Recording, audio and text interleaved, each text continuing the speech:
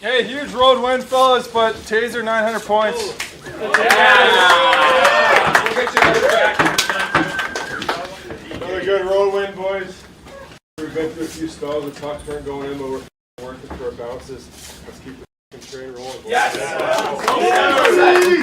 Try to go to the big clapper. Yes! He called it too. Ellie, great job to start the game. A couple of huge saves, and it's a great road win. Let's get out of it. Yeah! Good afternoon. Oh, we're good to go? Yeah, we're good. All right. Awesome. Good afternoon, everyone. I'm Sarah Lusky. He's Jamie Thomas. This is the check-in, and we are getting you set for tonight's game against the Toronto Maple Leafs. Another win for the Jets coming home. It is now up to 4 games, which is great to see. Home to face the Leafs, and it is always a great energy in the building when the Toronto Maple Leafs come to town, especially when it's a Saturday. Especially when the Jets win. And the Leafs lost in the last game. Yeah, that'd be helpful. For the we were just debating this on Illegal Curve about the amount of fans. It's going to be 50.1% Jets fans. Yeah. So there's more. There's a lot of Leafs. It's so annoying. It's so annoying. It's always a fun game, though. Yeah, no, like the atmosphere will be tremendous. And I just saw the comments about that last win. It was a statement win. Yep. In Minnesota. And the start of that game, man, how many times have you been there and then I've been there and even watching at home where Minnesota comes out of the gates like that? You're like, holy moly, are they in trouble? Yeah. And then, just a Hart Trophy, a Vezina Trophy winner, closing the door for a bit. And then they get their wheels underneath them. And man, the message was sent 1,000 times over. And you saw Logan Stanley and Jonathan Tays got his 900th point. I do love those jacket presentations. And I like the bleeping out, but there's actual, you can tell, that was a huge win just by the comments that were made after the game. Yeah, absolutely. Today, so another big game here. So it is Hockey Day in Canada. It sure is. Maybe you're watching that on the background while you're watching us as well. Better be. As we take a look at what the games are today for Hockey Day in Canada. Canadian content, of course. So looking forward to these games. But to me, when you look at these matchups, this is the marquee one. Yeah, 100%. And Yes. there'll be more eyes on this one. Obviously, the Oilers and Canucks will worry about you later. But anytime, and that was a question that was being asked around on Hockey Day in Canada, still special, no matter how old you are there. Scott O'Neill was asked, Ellen DeMello, who's from Ontario, obviously, just how big anytime you play the Leafs, but especially on Hockey Day in Canada. Yeah, and with prime time. It is also the Hockey Talks game here inside Canada Life Center. So this is the item of choice for it today. So as many of you may have remembered, Connor Hellbuck helped write a book that was promoting mental health, mental awareness. And so is something wrong with Weasel is on one side and on the other? Bucky beats the Blues, which he has quite a bit. That he has. Both mentally and physically. Yes. Okay, Ryan Leslie's going to join us today. He sure has. Ryan Leslie, a long time with Sportsnet, a teammate of mine at the mothership. And then since recently, the start of this season, has taken money from the Toronto Maple Leafs. So I don't know. He has stolen money his whole life from whatever job that he's had. Now he's stealing it from the Maple Leafs, which I guess a lot of people will be fine with. But he's now creating content for the Maple Leafs. So he'll be joining us at 12:50. I remember the last time these two teams played, they were both in a bad place because Jonas Siegel came on. Yes. I remember the whole conversation about Mitch Marner, which, by the way, we've learned that do not ask Austin Matthews about Mitch Marner. It's too bad Mark Masters wasn't here so that we could talk to him about it. But it was certainly the hot topic for those that hadn't seen. So with Toronto having played their last game, what was it? No. Kenny's what? Can you throw that up one more time? So Sarah came on the show. I was on a Legal Curve today. And every time I go on there, they give you the option. You put your name and then your title. Because so a long time ago, I think I was the creator of happiness. Yeah. Because it was not a good time now for the Jets at that moment. And this one I put the true host of Check-In. So thank you, Kenny's water bottle, for pointing that out, because everybody got a good kick out of that. And then Sarah came on and saw it, which you are, of course, the true host of Check-In. I am not. But Mayor of Winnipeg. Now I don't even remember what I was. Oh, that the Leafs had been in Vegas. Yes. And so, of course, the big conversation was that this was the first time that they were going to be seeing Mitch Marner since he had left the Leafs. And Austin Matthews did an interview after warm-up with he was done Mark in the offseason. Masters. He didn't even want to talk about it in September. Right in training camp, he made it clear. But obviously, you're going to ask a question. You have to. So it would be like next on Monday, the Jets are in Chicago. It'll be the first time that Jonathan Taves has been back in Chicago since he played for them. And so whether he would want to talk about it or not, you can't not ask. You have to So ask. obviously you have to ask. So anyways, it was a little bit of a terse reaction. Like it was just, he didn't want to talk about it. He wasn't playing ball with it. So anyway. Didn't he say something about I've talked about it enough or I've been asked enough about this today? So maybe we'll ask Ryan whether that'll be his first question to about Austin next week, because Vegas is in Toronto. Oh boy. So you get booing there too. Like, my goodness. Another thing we have to ask Ryan about is the change in temperature from Vegas to here. Okay, if you are in Winnipeg or Manitoba right now, the wind is ridiculous. So Jamie and I decided we were going to go out and get a coffee. Yeah. Which we needed the caffeine. Yep. I think we both did. Right. But I will say that I was not anticipating the wind to be what it was. And then we got locked out of the arena. So we had to walk around it. Into the mall. And it was not good. Neither one of us could feel any of our extremities. Nope. It was wicked. So hopefully, I'm not sure what the roads are like right now, but hopefully if you have been out there or if you have to head out, drive safe out there. Yes. And bring lots of stuff. Like, I always tell the kids, my son now is driving. I'm like, bring a toque and mitts. Why, Dad? I'm like, sometimes the car will break down, son, and then you're going to be walking without toque and mitts. But you know the look. I can't believe you didn't comment on my hair. What do you want me to say? It looks good. Did you just get it done? I did. I got it cut. Wow. Did you notice? I noticed the change. You did not. It's fine. My husband didn't notice either. They took 3 inches off. Nobody noticed. That's fine though. A little hurt. Winnipeg. See? Yes. I've never seen that one before. Winnipeg. It's amazing. 100%. Let's talk a little bit about this before, because Ryan's going to join us at 12:50. One of the things that struck me about the game against Minnesota in that win was obviously not only how they were able to get the win, but how many people again contributed to it and got on the score sheet, 6 different scores. Yeah. But a big game from Mark Scheifele. And then you loved the number 64 with a rocket of a shot. Let's see this first. Clearing a 10, glove down by Stanley. And that stayed in. Logan Stanley to the circle. Stanley shoots, scores! What a laser! Stanley whistles. Okay. Logan Stanley is at another level right now in terms of confidence. The fact that he's like, that's a goal. First off, shot is blocked by Marcus Foligno, and then he catches it, moves around, and that shot was unbelievable. So the big theme with the Jets right now during this win streak is going to the net. Nobody needs to go to the net there because he took care of business himself. But the flat out confidence that that was a goal speaks to everything. He Stan's latest goal will make Bobby Orr correct. He is in another level right now, and it is no secret that Mark Scheifele and Logan Stanley are buddies. They work out together during the offseason. They play hockey together. They train together. Like, there's a great relationship going on there. So here is the comments as both players compliment one each other.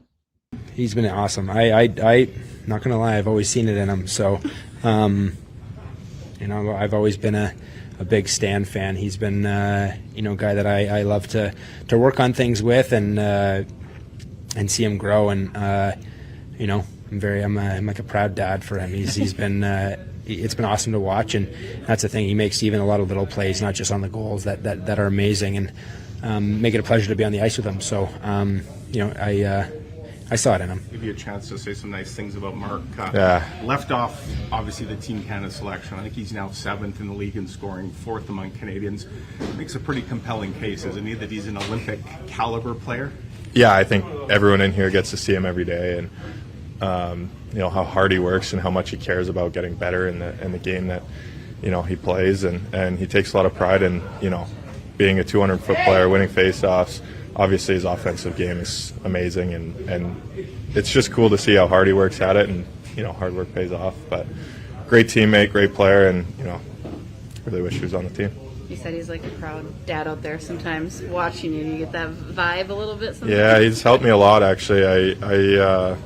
He's done a lot of work with me, and since I was 18, 19 and got drafted, and he's always been in my corner. He's a great friend, and I love him. So I can't, now that there was one of our viewers that put up that Jay Onright calls him Officer Scheifele, like, I can't not see that or think of that whenever I see it. So now that the mustache has got to stay, so it's not going anywhere. But the respect that each of those two have for one another is fantastic. Mark Scheifele's mustache better than Luigi's. It's like I can't stop looking at it. That's the whole thing. I'm not even hearing what Mark Scheifele says half the time because I'm just like, look at that mustache, Mark Stashley. It is Yeah. quite the stash. Let's take a look at what we are expecting the lines to look like tonight. Yeah.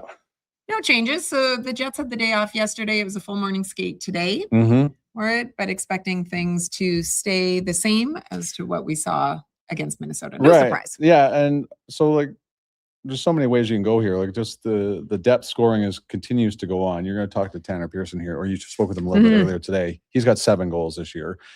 And he's scoring every other game right now. Right. But yeah. Acceptable. Yeah. Shife the Sheriff. Oh my gosh. People are on fire today. Obviously you guys didn't need coffee.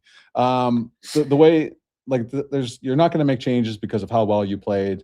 Logan Stanley continues to do amazing things. Elias Salamonson had a tremendous game, but I also feel like, Scott O'Neill said today, like he looks like a guy that's already been in the NHL instead of like being wide-eyed and overwhelmed like he was earlier in the year. So, and I also think it helped that he was playing with Dylan Sandberg. There's anybody better to come up and play alongside.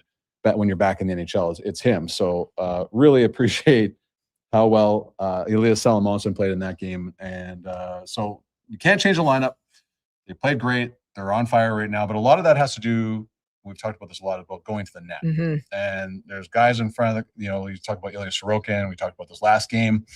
Vezina Trophy candidate right now, but you took away his eyes and you got some pucks in there. But a lot of that has to do with guys going to the net. So both Dylan DeMello were asked and Arneal were asked about this earlier today.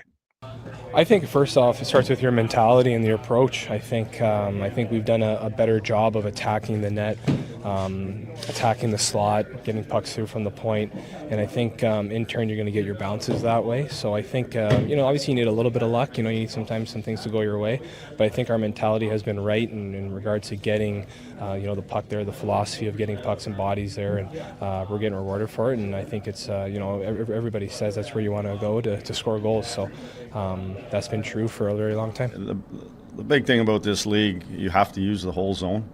You can't play corner hockey and try to score. You can't just sit in one kind of area and try to have situations where you're going to make tape-to-tape and, backdoor tap-in plays. It's just the way this league is and the way teams swarm, the way teams attack low and have numbers there. You have to spread them out, and using the top is the way you have to do it. And whether that's your D being mobile, whether they're diving in or diving down the walls, or, if it's, them working high, getting centered. That, to me, has been probably the biggest part of it, that for us, our defense have found ways to get those pucks down to the net front, to create the scramble, to take the opposition out of their coverage, so to speak.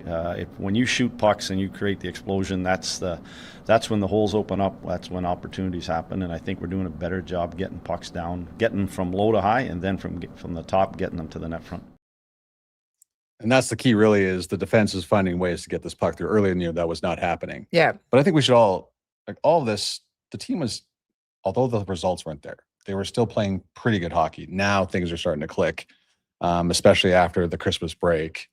This is the team that everybody was hoping for and expecting when the season began. And you look at the players we always talked about secondary scoring ad nauseum about how they needed to get it. What's happened since the holiday break?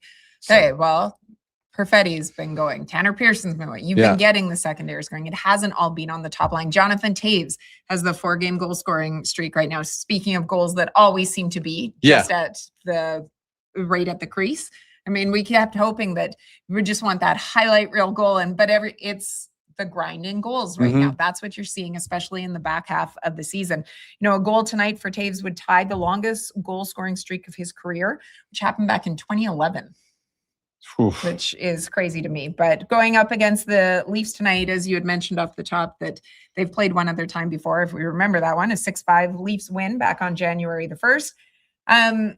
One of the things that has struck me, though, especially with this series, is that the need to play discipline. Even though the Leafs special teams have not been what one would have expected, given some of the talent that they have, certainly the team that has been the most penalized team has the one that has struggled to find the wins. No surprise. Right. And then earlier in the year, remember, the Jets couldn't stay out of the penalty box.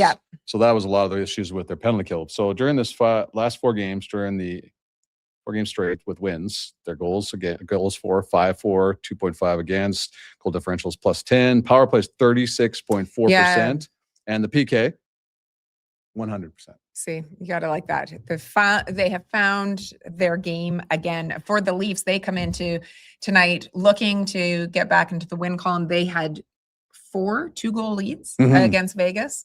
Came up short against that. William Nylander. Now the Leafs had an option or did not skate this morning. Right. I saw a couple of their scratches out on the ice, but William Nylander will not play today. So he was injured in the game against Vegas. Stanimal must be dining on some top quality soups this season. Okay. I agree with you. I love it. With Ryan Leslie set to join us momentarily. Oh yeah. Is he there? Do you think, is it right to bring him on early when we said 12:50? Because I love the guy. He's obviously listening. Obviously, we're talking about him. And he's got Brian Wesley. So I got to ask. Maybe he should wave to us if he'd like to come on right now. You want to wave to it? Yeah. All right. Yeah, sure. Let's bring him on. So high maintenance now that he's moved to Toronto. Oh, jeez. That demands. Wow. You know what? He was in the West. He goes, guys, I'm cool. Yeah. No, I'm just here, just chilling. Now he goes, hey. I'm here. Hey, I'm here. let me I'm bail you here. out of JT's boring story. That's what I'm here to do. Jeez. Oh my God. What? Like, you have any more numbers for us? You know how much I love the numbers. Oh my. I love it. Man, I miss Nice you. to see you both. Hey, here's a question for you. So we like to talk about soup on this show. And so I don't know if you're a soup guy. I know, look at that confused look. So look, don't ask questions. Just tell us what type of soup you would eat on a day like today going into a Leafs Jets game. Oddly enough, Sarah, I had a lovely chicken noodle soup at the hotel here. It was delicious. I added just a touch of heat to it. And I was raving about it. So the timing couldn't be more apropos. It was lovely. See? And yet you passed judgment. No, you can't go wrong scoffed. with soup, not on days it. like this. I'm with you. Like, I didn't realize my show prep really was based about the culinary decisions that I was making. That's what we like to mix things up here right now. So it's a mix of hockey and food. Great day for soup. You're getting respect here, man. I love your text last night, by the way, where you said it's the Arctic here. I just wanted to ask about what the transition was like coming from Vegas to Planet Hoth. Yeah. I saw a tauntaun go blowing by here moments ago. It was lovely in Vegas, 24 degrees, and I think it was maybe minus 22 when we got here. So it's a bit of a shift. It's wild what a hyphen can make when it comes to the temperature turnaround. But great to be back in the West. Great to be back here and see all the, and I say this sincerely, great folks in Winnipeg, because from the media to people in and around the organization, it's awesome to see a lot of familiar and friendly faces. So pumped to be back no matter what the temperature is, but it is brisk. It may have come up once or twice. Hey, the Mitch Marner thing's almost done. There's one more return game. Almost done. Okay. With him coming back to Toronto here right away. Was that a big conversation about the response to Mark Masters from the captain the other day when asked about Mitch Marner again? Well, I mean, it's certainly something that has to be asked, and it's certainly you were just talking about this. You have to be addressed. You do. The only thing I will say is, and you guys have been there, where when you, the same person asks the same question throughout the course of the day, there's the morning scrum, there's the one-on-one, there's the I need it for the broadcast. I get it, but I can also see the players' point of view when it's like, okay, uncle, let's move on. I've addressed this. Run the tape. Can we just run the tape from before? And in that moment, you're getting ready for a game. So I do see all aspects of it. It's just one of those ones that, when it's a player of that magnitude, it's a market with that many bright lights on it. It's the perfect storm. So it's, you're going to see it January 23rd back in Toronto, which will be a very interesting one. I'm curious about the reception across the board, given all of the circumstance. But yeah, it's a topic that's been talked about a lot. So you're going to ask about it on your walk and talk? next week? I don't think I will. No, I think I'll read the room a little differently, Sarah. You know how to tap dance just like I do. Hey, how are you finding? I mean, having left Sportsnet now, and I mean, moved and working with the Leafs, and obviously those were changes that Jamie and I have had made as well throughout our career. How are you finding being in Toronto and being there covering the Leafs? Yeah, it's good. I mean, I'm from Ontario originally, but I had been in Calgary for 29 years. So I guess I bring that up because 29? yeah, it was. It was a long shift. And but I I'm familiar with that market. I'm familiar with that fan base. I'm familiar with the passion and familiar with the media scrutiny and spotlight. So but it is, as you guys know, when you join the team side of it, you see and hear and learn a lot more about what that particular market is like. So for me, it was fantastic to be reunited with some people I knew, including the general manager and certainly a new chief, the head coach, a little bit, and Derek Lalonde, the assistant coach as well. So not a ton of familiarity with the players coming in. I worked with Chris Tanev in Calgary and I knew some of the guys and certainly Troy Stetcher in Calgary for a cup of coffee there when he was there. So there was some familiarity, but it's a different market than Calgary for sure. Not to suggest one is better or worse than the other. They're just different, and I'm enjoying it. I think I'll feel a little bit more settled when I have my dog and things like that. But working Who's through watching it, the dog right now, buddy? What's that? Who's watching the dog right now? He's with family, so that's great. And so it's just been a transitional year. And again, I think a lot of people, no matter what line of work they've done, they've probably done something like that where they've kind of made a major move or moved to provinces or whatever. So it's not overly unique, but when it happens, when you go through it, it's like, oh yeah, this is a different beast. So let's bring it on. And everybody's been really great with me. So I've been very fortunate. January 1st, these two teams met. It was pretty much pond hockey for the most part in the 6-5 Leafs wins. Yeah. What's been the biggest change for the Leafs since that game, even though it's not that long ago? Yeah, power plays working. You guys were talking about special teams a moment ago. The PK has been rock solid. Last game, it wasn't there necessarily because, well, you factor in how good Vegas is at home with their power play. So you can't take away any credit from the opponent on that night. But the PK has been really, really good. Power play has really shifted. They seem to, from my limited vantage point, it seems like, what's changed since then. I just look at zone entries and they're playing a little bit more the way I think we're all accustomed to seeing the Leafs play the last 5-7 years, whatever it is. They look a little bit more dangerous. They look a little bit more confident. They look a little bit more sure of structure. Doesn't hurt when your captain and best player starts finding the back of the net as well. That's been good. Got a little bit healthier, but also said, they've had some injuries that continue to linger. So your blue line's been pretty beat up. You haven't had your, whatever you're calling them, 1A, 1B goalies. You haven't had your two starting goaltenders once at the same time this year. But yet you've also been able to find a goalie in Dennis Hildeby who will start tonight, and he's been pretty solid.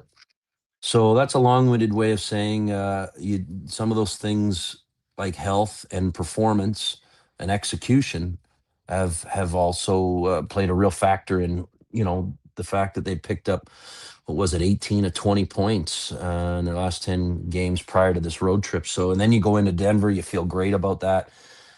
But I was thinking the last couple of days, like I don't remember back-to-back 8:00 starts. And you think, okay, what's the big deal? It's really not a huge deal, except for when you come east, or rather when you come west from the east, your body clock, you're starting at 10:00 at night, and then you're doing it twice. And I think you got up for the first game, which was great. And you could almost kind of sense, okay, maybe a little bit more flat against Utah. So you get the win in Denver, you flat against Utah. And then you go into Vegas and the offense is clicking again and you're thinking, okay, but full marks to Vegas. They just didn't go away. And while there was lots of positives in Vegas for Toronto, there was a couple of costly things that happened in the third, and you learn with it. Now you kind of see what you get against a Jets team that's playing pretty good. Well, costly also if Nylander isn't able to go or is out for any length of time. So how does that impact the lineup and maybe their game and their style to not have him available?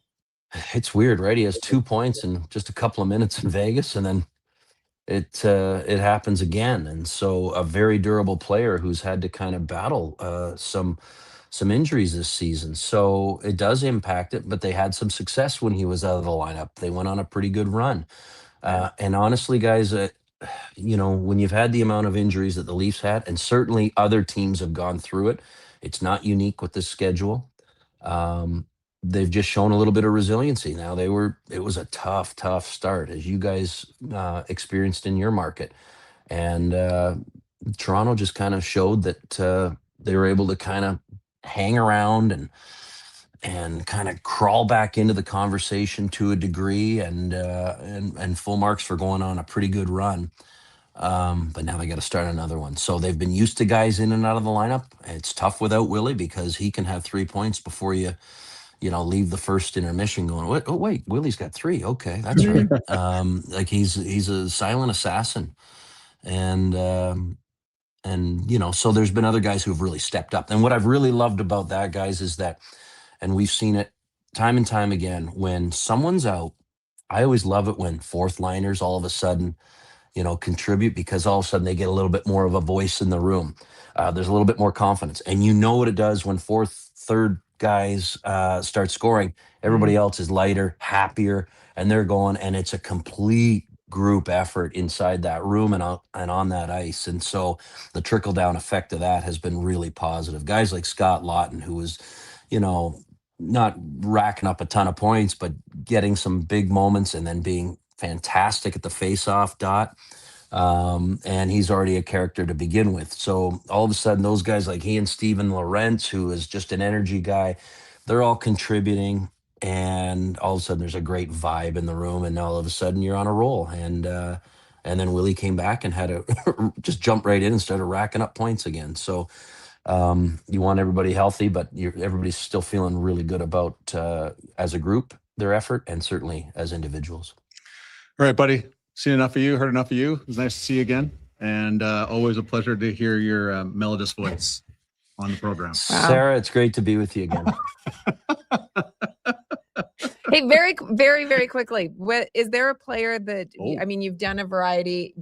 I commented on how you do these walk and talks when guys arrive at the arena. You've done some stuff on the pregame planes show. Pregame show. They're keeping you busy with it. Is there anyone that has surprised you that maybe you didn't know had had a funny streak or had a personality that you hadn't known really about before, that has become player-wise guide? Yeah.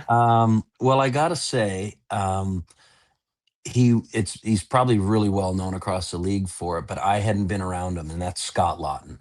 Okay. And he's a throwback. He's old school. He is killer funny, and he and I know a bunch of mutual people.